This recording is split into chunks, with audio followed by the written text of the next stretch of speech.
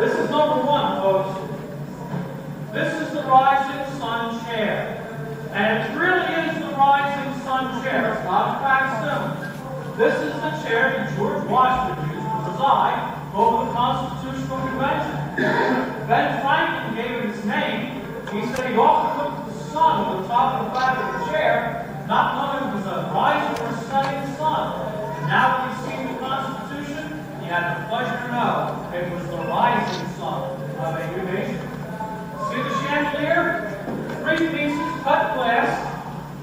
This was hanging here since 1744. See that coat of arms? The Penn family coat of arms? Been hanging there since 1751. See this stick? This walking stick belonged to Thomas Jefferson. He got it from Ben Franklin in 1776. So you see that I don't touch anything. Now, ladies and gentlemen, we have to conclude this tour because the next tour will be coming over in just a minute. So at this time, I have to ask you to leave and go through these doors out the South Exit of Independence Hall. I hope you come back many times, and I surely hope you enjoy your stay. Oh, okay, right there. The first time it's run, this is actually the third time it's run by our founding fathers. Okay. Hello. Don't do that. All right.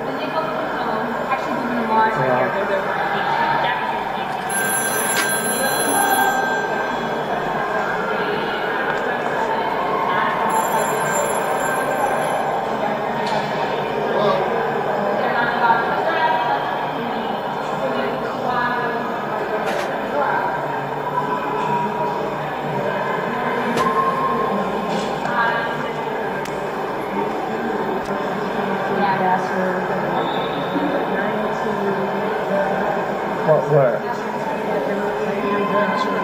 Yeah, I signed it. Good.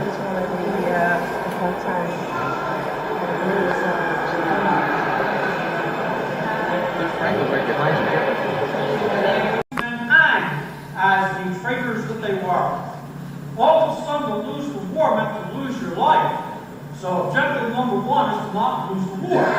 Whether they wanted to become it or not, these men became the first government of the United States of America. They didn't have any choice. To lose was to die. So here they were. And they weren't fools. They knew that they weren't going to defeat Great Britain all by themselves. They needed outside help. So they sent representatives to 3 countries in Europe that had fought Britain many times. To the French, to the Spanish, and to the Dutch. And all 3 of those countries were quite sympathetic. But they also remind us, you know, you guys are brothers, and brothers have fights, then brothers make up. If we get into this war, and then you guys make up, we have to fight both of them. And we're not going to do that. When you mean business, come back and see us. Well, by mean business, they meant declare your independence. Now, this is a tough step, but these guys knew that that was going to happen eventually. This just pushed them over the brink. This, my friends, is the Virginia table. It was from this table on the 7th of June, 1776, that Richard Henry Lee got up and he made a motion. Now, Richard Henry Lee is the uncle of that more famous Robert E. Lee. Well, Richard Henry Lee got up and he moved that these united colonies are and of right ought to be free and independent states.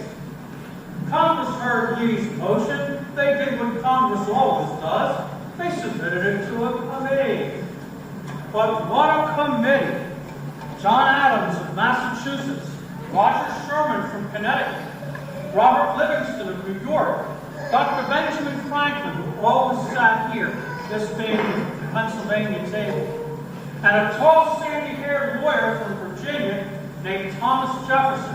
He was but 33 years of age, a young man, but he was also the best writer in the colonies. And so the committee asked him to prepare the rough draft of a Declaration of Independence. Well, for 17 days in June, Jefferson wrote, gave the committee his rough draft. They made a few changes. They brought the document into this room, and Congress went over it line by line. And they made changes. Reason? they were putting their heads in the noose by signing this thing that ought to say exactly what they wanted. Well, on the 4th of July, 1776, right here in this room, Thomas Jefferson's Declaration of Independence was approved and sent to the printers. 220 copies were rushed up and down the coast to all the colonies to be read to all the people. Now, that wonderful handwritten copy, you know, the one that looks like this. Now, there were 220 of the printed ones. There was only one of these, all right? The original is down at the National Archives in Washington, D.C. This came from our gift shop. You'll have to do. This was signed on that very spot on the 2nd of August, 1776. Okay? The first to sign was that fellow from Massachusetts, John Hancock. You know, he made that big signature in the middle we've all come to know. Okay? And when he signed it, Hancock then turned, go ahead. I'm trying to accommodate everyone. Okay? Then he turned the document around for the others to sign, and no one got up. No one got up for about 20 minutes. And finally, Hancock said to these guys, look, if this goes to Britain as is, mine is the only signature on here. You know, give me a break. That's when Dr. Franklin got up and he made a very famous statement. He said, you know, if we don't all hang together now, gentlemen, we will surely all hang separately later. Take it up and he signed. 56 individuals eventually signed this. It took some courage to sign this. If you sign this and we lose the war, the British know who to come and hang. You gave them your autograph. Okay, so it took a lot of courage to sign this. But these were men of rare courage to sign it. Now, the other reason why this room is so important to we Americans, you do realize our first government, the Articles of Confederation, failed. This was a weak league of friendship between 13 little independent countries. And while the war was on, boy, were we united. But when the war ended, we began to drift apart and began to argue over everything, over boundaries and territory, over the rivers that flowed into the interior, over taxes. Does that sound familiar to anybody in this room? Okay. We argued over foreign affairs, trade, war, peace, all kinds of things. Finally, those two gentlemen I told you about in the East Wing, James Madison and Alexander Hamilton, called for a meeting in this very room to strengthen the Articles of Confederation government. Now, the trick was you needed all 13 states to agree to any change. Anyone here from the great state of Rhode Island? See, Rhode Island still hasn't sent representatives to Rhode Island. Rhode Island refused to participate. The 12 states that sent delegates understood they were going to have to scrap the old government and start anew. Now, they weren't sent here to do that, so some of them left. Those that remained met in secret. They met in secret, and they kept the secret. Can you imagine how fast somebody had that out the door today? They had the doors closed and sealed, the windows closed and sealed. This is an average day in July in Philadelphia. Okay? Imagine when it really gets hot, and it does. Hot noon. These guys have all their clothing on, you know. It got hot in here, and I mean the rhetoric got hot. These guys argued loud and long over every aspect of the new government. How strong would the federal government be as compared with the states? Big question. How strong would this new president be? Would he be a king? How many houses in Congress?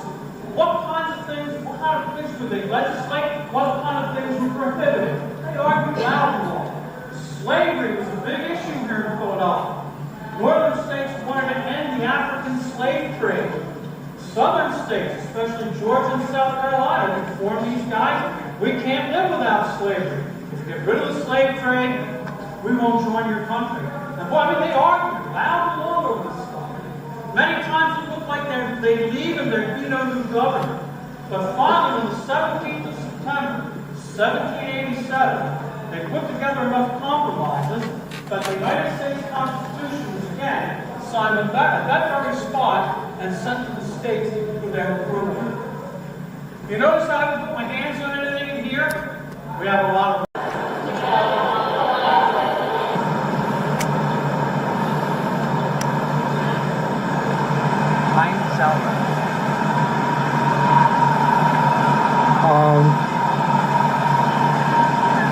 Once upon a nation, that people come and tell stories here.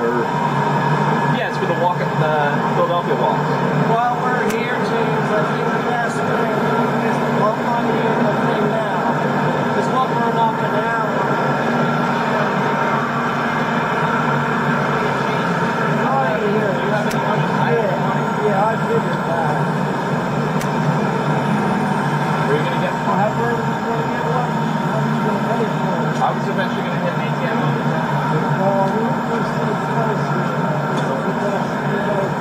We'll get something, and there's an ATM right here. This is Wachovia, I think. Yeah. This is Wachovia Bank right here. Yes, it is. And there's All right. that's an ATM.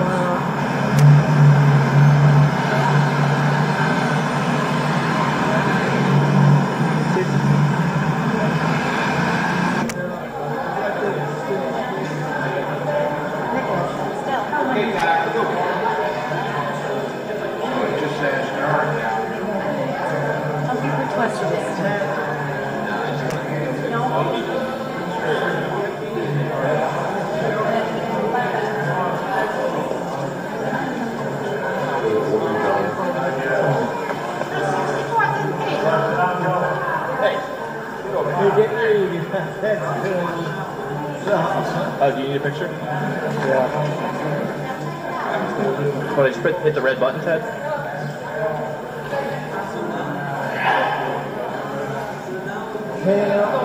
I'm trying to.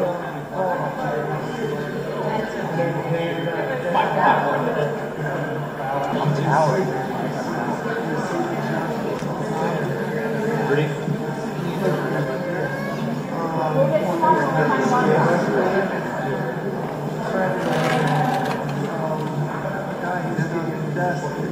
Bailey, no fees.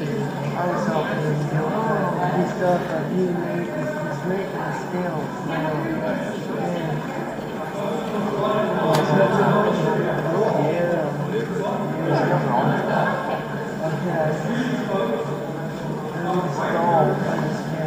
No, it's just the way it sits. Look at it from up.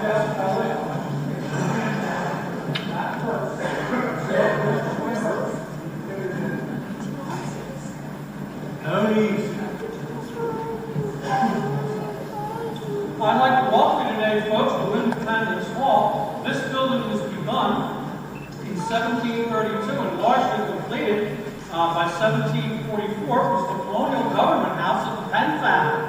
William Penn founded the colony of Pennsylvania in 1682, ran it basically on his own until his death in 1718, and then his widow and his sons ruled the colony until the Penns were rather rudely ousted from power in 1776. This then became known as the Pennsylvania State House, and the official title of this building, even to this day, is the Pennsylvania State House. We get that wonderful name, Independence Hall, from a very famous visitor that came here in 1824. He was the Marquis de Lafayette. He was that very famous Frenchman who rose to become second in command to George Washington himself during the Revolution. But when he came to Philadelphia, he announced he was going to the Hall of Independence, and a big crowd followed him. And City Father said, good name. And so Independence Hall has been ever since, excuse me. Now, this is the courtroom. This is where we start our tours. And let me first say to you, everything in here is a reproduction. If I can touch things, they're not original, they're reproduction. Okay? It's a very good reproduction of a courtroom as it might have looked in about the year 1760. And if we came back in time, we would go back in time, come back into this room in about 1760, and a trial was going on here, we would understand almost everything that's going on in that trial. Reason is, our legal system comes to us lock, stock, and barrel from Great Britain. I mean, when we gave up being English, we didn't give up everything that was English. Okay? And let me show you what I mean. When you walked into this room, you didn't have to open a door. You see, if you were accused of a crime, you were entitled to a speedy and a public trial. Oh my, would the public have been where you are now? I mean, wow, it was interactive too, but I'll tell you, they were hooting out. It was really something. Also, if you were brought in here already, a grand jury would have said there was enough evidence to warrant a case. 12 in this box, 12 in this box. Okay? And if you were brought in here for trial, you could bring witnesses in here to testify on your behalf. And you could question those who would testify against you. Witnesses gave their testimony up here in the witness box after having sworn the same oath you hear in an American or British courtroom to this day, that you'll tell the truth, the whole truth, and nothing but the truth, so help you God. The jury of 12, which decided on guilt or innocence, met right here in this box. Now, there are some differences. Come here, my young friends. Come with me. Right up in here. Now, here's a man. Guilty. This, friends, let him up front there. Wait, turn around there. Let him up front. This is the prisoner's box. This is where the prisoners literally stood trial. And you didn't slouch, you didn't slump, because if you did, the bailiff would use his tip stand. That's a brass tip. He'd smack you on the back of the head. You got the idea real quick that you stood trial. Now here we have a gang of desperados. All right? What says this jury? Are these guys innocent or guilty? Guilty. Oh, okay. Innocent until Thank you very much, gentlemen. Send them away. Being our prisoners of the day.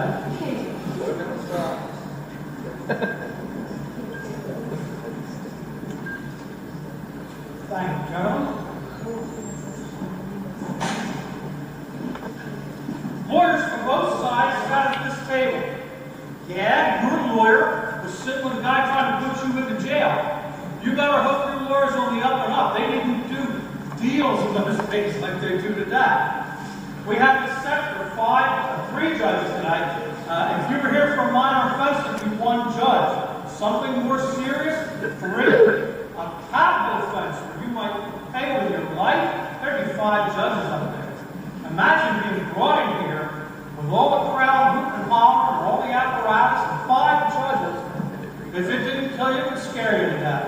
Okay? So it's quite a thing. Now, we do have an original piece in the room, just one. It's that placard right there. That's the coat of arms of the Commonwealth of Pennsylvania. Now, up until the 8th of July, 1776, there would have been another coat of arms up there, and it would have looked like this. Hello? It was a 200-pound wooden sculpture of the lion and the unicorn of Great Britain, symbol of King George III. No. On the 8th of July, 1776, out here in the back, they read the Declaration of Independence to the American people for the very first time. Militia men from Pennsylvania came in here, they pulled this off the wall, they paraded it around the city all that day, and that night they committed an act of treason. They dropped it onto a bonfire and they burned it. This took its place in 1785 and it's been hanging there ever since. Now, the American Revolution. Yeah, April 19th, 1775. After 12 years of protests and taxes and troops being quartered in our homes, war broke out between 13 tiny colonies on the east coast of North America and the world's superpower of the day, Great Britain. There was already a meeting called for that room across the hall, the Assembly Room. It was the Second Continental Congress. And those men were sent here to try to find ways to ease the tensions and compromise. Well, they tried hard, but they failed. And when they failed, events happened in that room that make it one of the most important, not only in the history of this country, but as events would have it in the history of the world. So I invite you to go across the hallway to the Assembly Room, and we'll continue our story there. spread out right across the back of the room. There's plenty of room for everyone.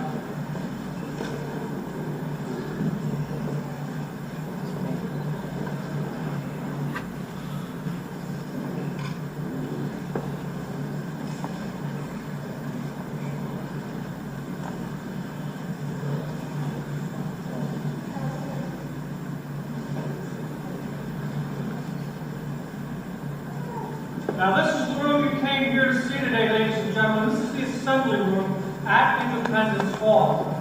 This is where the Second Continental Congress began meeting on the 5th of May, 1775. Now remember, war had broken out up here in Lexington and Concord, up here in Boston, back on April 19th. So the war was already on when these guys came here. Now they did what they were sent here to do. They sent a letter to King George III, and it's called the Olive Branch Petition. The Olive Branch of Peace was offered to King George one last time. Now, in that letter, Congress asked King George to stop the fighting and to compromise on the issues that were dividing us. Issues like taxation, representation in Parliament, acts of trade, those writs of assistance, those were those general search warrants the British used, and the quartering of troops in our homes at our own expense. Well, they got a reply from King George III. He told these men that And it's really amazing. That's pretty significant.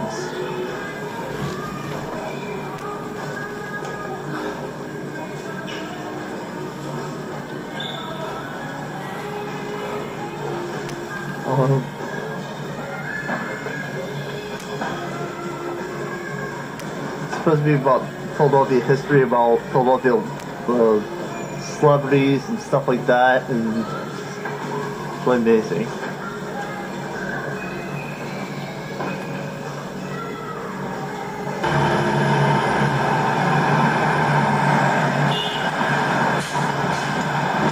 Oh, sorry.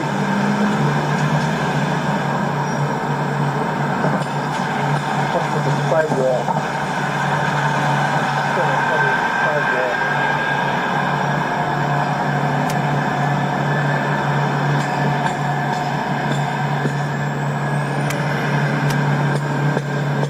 Oh, here we are in Philadelphia. It's been about a while since James was supposed to be showing up, but he should be coming soon. I think. I guess. I wonder. I hope.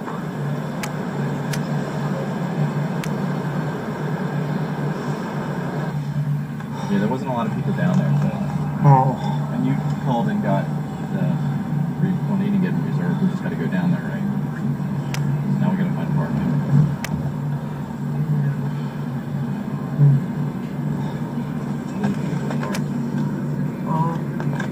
On the directions. Alright. Take Market. Go over 6th. You'll see Independence Hall on your right. Then make a left onto. That's where I was waiting for you. What's that? Down, all the way down Independence Hall. No, there. Back at the gallery? Yeah. I figured. Oh. So wait, go down to 6th and then what? Yeah, it's. You see that Wachovia building? Yeah. We want to make a left there.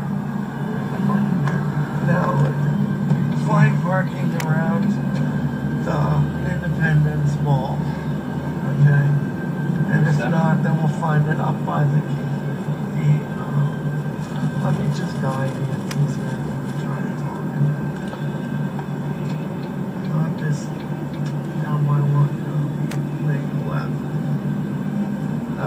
This is the visitor center. That's where you take your ticket.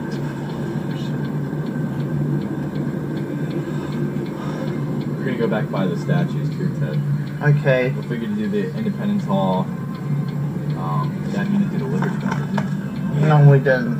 Well, maybe we'll do the It's Liberty right Bell. there. And I also want to do the find Franklin Street. God bless you, Like, James. Okay. Alright, just take your time. Keep going God slow. bless you, James. You'll be making a left. Keep going now. looking if there's parking. Well, too if you see one. Oh, I I don't see didn't. any open though, and I don't see anybody with tags. Oh, just keep your eyes open. Can you make a left to make a little? No, not here. Oh no, I'm sorry. We're gonna have to make a right on the 4th Street North, or we're gonna get stuck going over the bridge. Oh, we're stuck. You can't. You're gonna go over the bridge now. Yes, you will. If I go that way, I can go right here. I can go down All right, Ray Street. you're gonna have to sneak behind the damn circulation where they make coins. Make a right here and then make a right behind this building.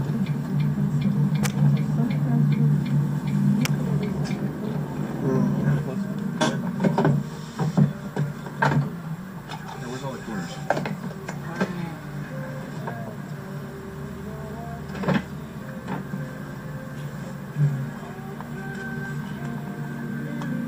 It is 4 minutes left on it. So. Here, good. Ted, can you pop these in the thing? Got them all?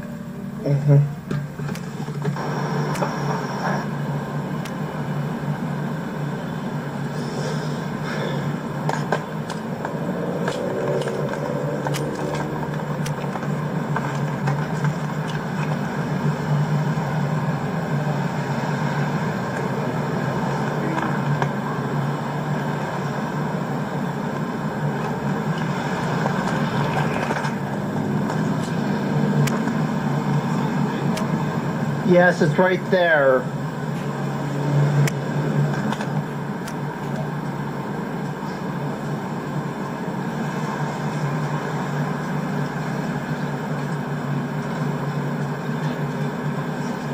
That's Benjamin Franklin's last resting place, where all those pennies are. People throw pennies on this grave to show respect. Those 3 minutes of our country have gone through. Is this where he's buried right here? Yeah. I threw a penny on that grave. How'd you know to do that? Because you saw it on there? Yeah. Oh, they were in.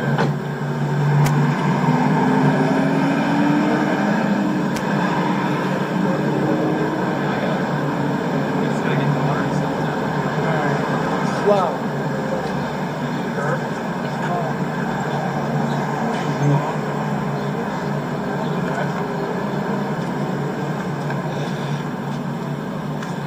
It's right here. You want this one? Hey, you want to get the ticket for we gotta go here. Where all those buses are. We can go down here and get the ticket. Don't go to that way you guys can do everything in one time.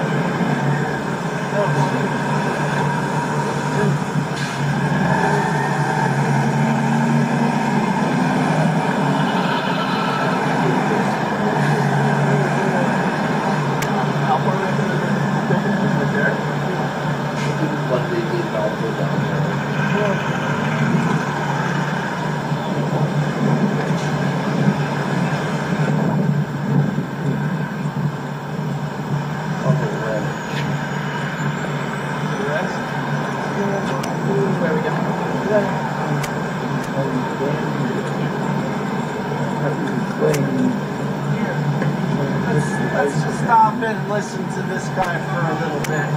This guy in costume. Yeah, there's fun. I don't think you can get in. You gotta get a ticket.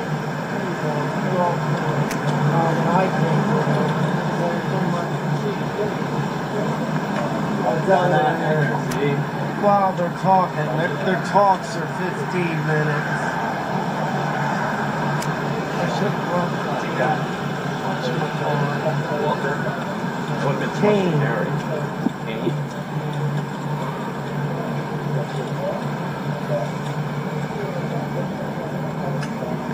Oh, that's the guy he was talking about. You can wait right here, Ted.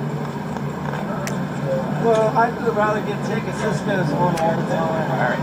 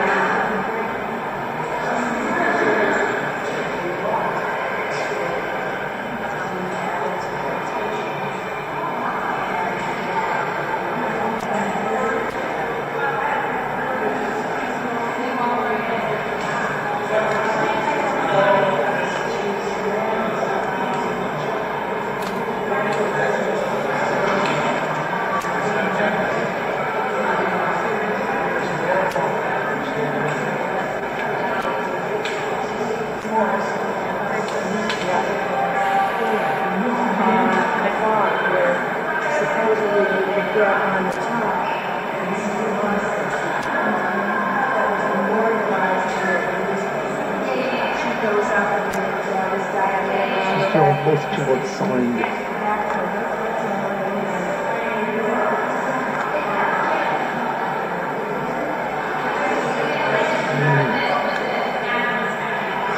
Things